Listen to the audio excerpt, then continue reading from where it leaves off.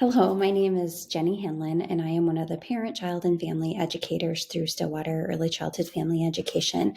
I know that starting to look at preschool options can feel overwhelming, and I just wanted to take a little bit of time here to break down a little bit of information for you that can hopefully help this process go smoothly for you and feel less overwhelming. So one of the biggest things is just beginning to understand the different systems in Minnesota that support early childhood programs. One of the biggest ones is called Parent Aware. That's Minnesota's Quality Rating and Improvement System, QRIS.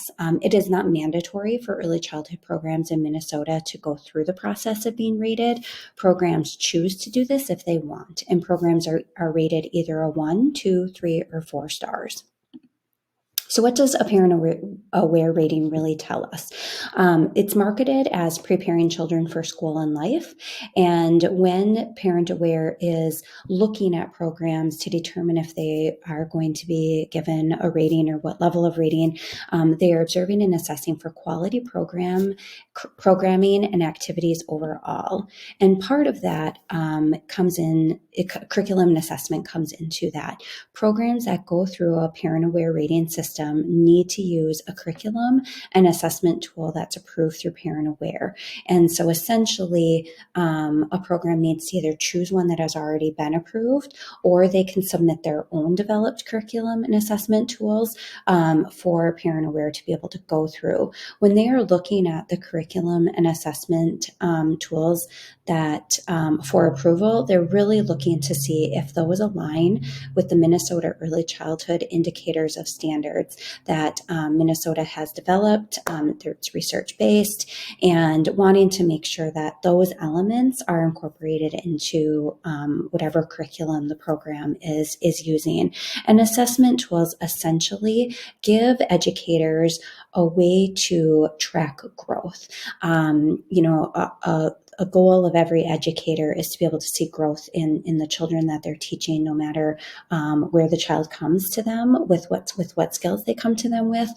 We want to see growth, whether they have higher skills or lower skills. Growth is always the goal. An assessment tool provides a means to be able to track that.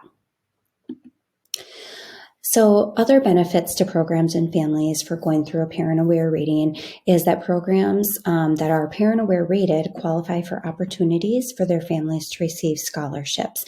So that can obviously help with some equity elements for the program, and obviously a great benefit to families. Programs can use their rating in their marketing, and families have peace of mind that their child's program has been observed and assessed for quality program. Again, programs don't have to go through Parent Aware. It is their choice to do that, but that is something that you can be looking at when you are checking out preschools. Minnesota Department of Human Services, DHS, licensing for early childhood programs is something else that you should be looking at when looking into preschool programs. So the Department of Human Services has a critical role in monitoring and supporting the health and safety in licensed child care and preschool programs in Minnesota. Licensure provides the necessary oversight to ensure child care is provided in a healthy and safe environment provided by qualified people and can meet the developmental needs of all children in their care. So with licensing, the focus is really on health and safety. DHS works closely with Parent Aware, but they are looking at different things when observing and assessing programs. So again, that's another thing you're going to want to be looking at is the program licensed through Minnesota Department of Human Services. Another element, and this is beyond Minnesota, this is national. The National Association for the Education of Young Children is another thing that a program can decide to go through to give them the highest quality programming label that there is. Accreditation through NAYC is a process that programs can choose to go through if they want. This can be spendy and time consuming for staff, which tends to be one of the biggest reasons why programs may choose not to go through that. Standards observed and assessed are far more rigorous than licensing and Parent Aware. A program that is NAYC accredited will also need to be licensed through a DHS, and most likely will have already gone through Parent Aware rating as well. So all preschool programs should be licensed through DHS or as a family child care provider through their county.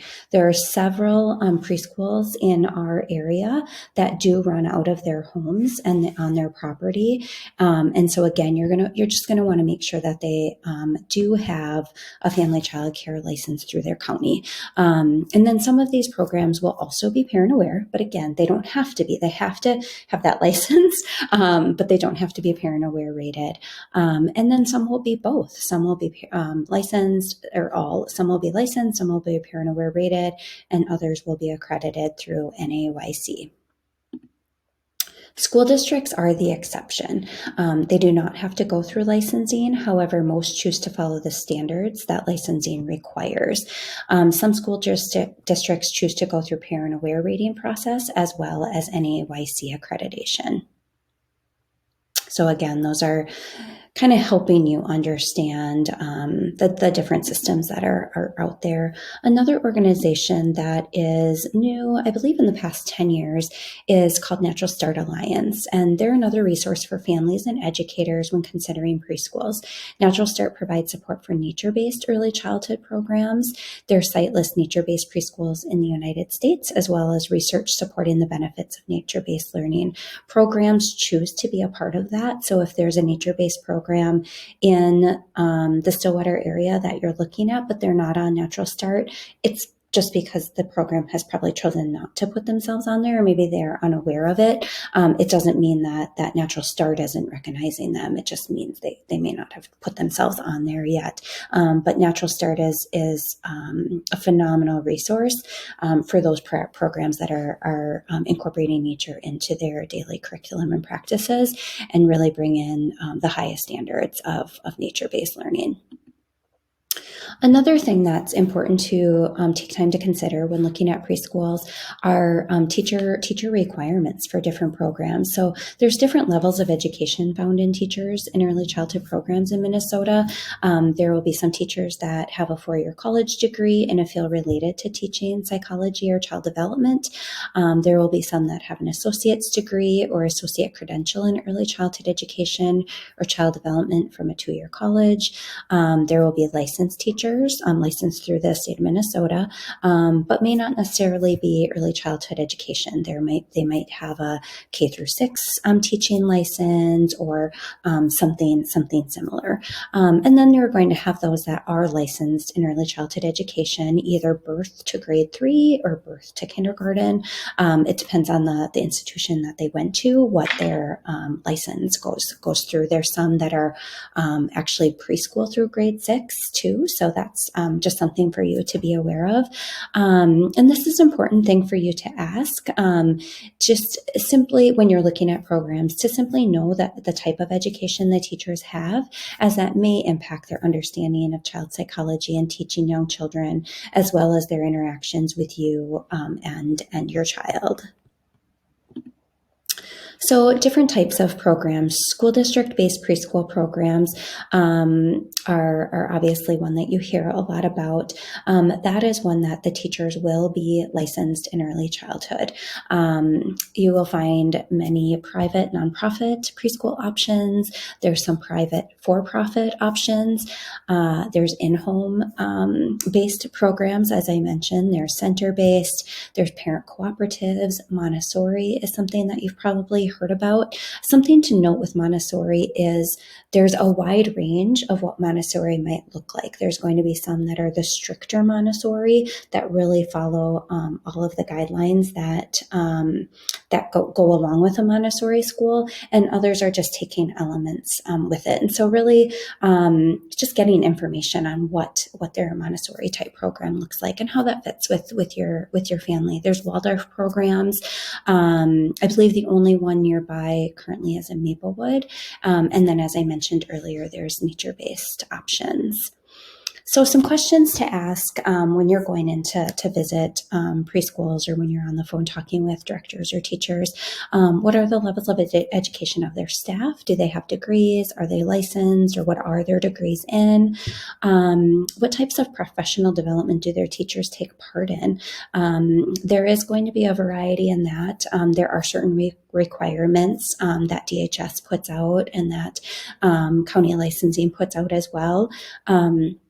But there might just be different levels based on the type of program that you're looking at.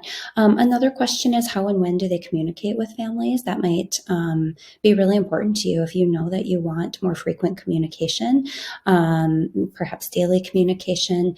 That might help you kind of determine what program is going to be better for you than others. And how do they view the parent's role in the child's preschool experience? Another question is, how do they handle challenging behaviors? And you may not feel like your child will be exhibiting challenging behaviors in the program, but it's still useful information for you to have, just so you, one, know kind of what your child might have exposure to with how things might be handled when there are conflicts between children. And then just also, it's not uncommon for young children to not follow directions right away. They're still learning, and to just get a sense of how do they handle that? What is their procedure or just philosophy on dealing with challenges that are not uncommon with young children. And then lastly, just how do they scaffold children's learning, especially if they notice that there's a struggle or a deficit? Kind of what's their process for doing that? Are they using observation tools to help track growth, so they can be noticing if there is a deficit, and just really asking how that looks for their program. Other things to consider is, what type of preschool schedule work best for your family? Is part day better, all day, morning, afternoon, 2, 3, 4, 5 days a week? There's lots of options. And I think it's important to note that just because something might be offered full day doesn't mean necessarily that's what is going to be best for your child. Really look at your child and family's needs. And if you don't necessarily need all day care, it's okay to choose part day. I think sometimes when parents see the options and start to feel like, oh, there's a lot offering all day, is that what I need to choose? And it might be exactly what your child does need, perhaps, but really reflect on if that is your child's need, and just what type of program will complement your family goals. What type of program will your child thrive in? And what type of teachers would your child connect the most with? You're not always going to have a chance to meet the teachers that your child will have, depending on the size of the program. But if you are, that can help too, to get a sense of, wow, I can really see my child thriving here, or wow, I can really picture this for our family. Also looking at what type of drop-off and pickup that you prefer. Since the pandemic, more and more programs have gone to kind of a parking lot drop-off.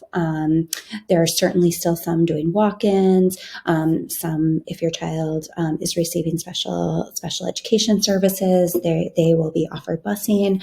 And just how will your child handle the method that you prefer? If you, some children, it kind of builds their anxiety if you walk them into school when everybody else is being dropped off. So think about that, like even if that's your preference, if that's building anxiety for your child, to be able to kind of shift how that might work. Here are some lists of some preschools within the boundaries of the Stillwater School District. The Stillwater School District offers a 3 school, and that is for children that have turned 3 by September 1st. And that's 2 mornings a week or 2 afternoons a week, Monday, Wednesday, or Tuesday, Thursday. And those are all held at the Early Childhood Family Center. The school district also offers preschool for 4-year-olds, and that is 4 days per week, full days at the elementary schools. And then there's also some half-day options at the Early Childhood Family Center. There's Valley Preschool, LADC. There's various locations for that's Lake Area Discovery Center, Sunny Hill, Salem Lutheran, St. Croix Preschool, Ark of Angels. Ark of Angels is connected with St. Michael's Catholic Church. St. Croix Montessori. Some center childcare programs are Smart Start, New Horizons, Pony Preschool, Warm World, Little Victories, Magical Minds. And most of those, if not all, do provide preschool curriculum, even if those children have been there since they were very, very tiny. So just because they're getting towards the preschool age doesn't mean you necessarily have to move them to another program. The school that you're at right now may already provide what you'd be looking for somewhere else. And so make sure that you're asking those questions before you jump to feeling like you have to move right away, just because they're going to preschool. Some nature-based learning opportunities that are within the boundaries of the Stillwater School District. Kind Roots, that's a full-day nature-based program. Sunrise Nature Preschool offers part-day options. Pilot Park, I believe, offers part-day and full-day. Could be wrong on that. It may only be full half day. And then the Children's Farm, which is part day as well. So lots of options. I might be missing some that are in the Woodbury area that do still fall within our school boundaries. But when you have all of these other questions that you're able to ask programs, you really will have a good base of knowing what's going to work best for your child and for your family. I wish you the best of luck as you're starting this journey.